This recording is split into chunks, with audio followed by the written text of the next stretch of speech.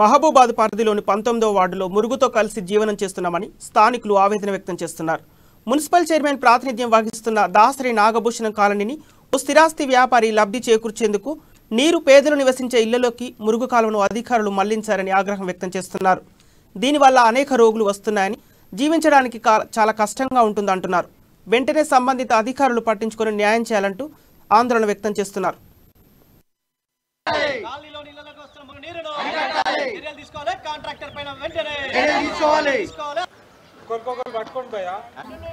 Mahabubabad municipality పరిధి 19వ ward Dasari Nagabhushana Rao colony Reddy బజార్లో ఉన్నటువంటి కాలనీ దాదాపు 50 ఇండ్లు ఉంటాయి. ఈ సంబంధించినటువంటి కాలనీ మొత్తం మీద మరి మురుగు కాలువ సంబంధించినటువంటి తీవ్రమైన సమస్య నెలకొనడం జరిగింది.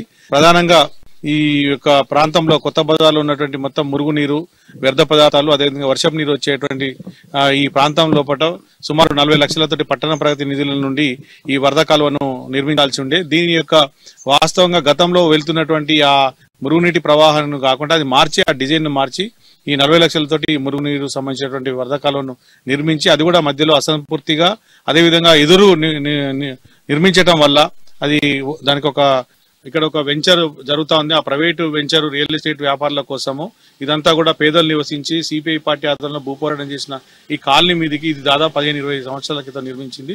దీన్ని అన్ని కూడా మళ్ళీ 36 వంకలు తిరిపి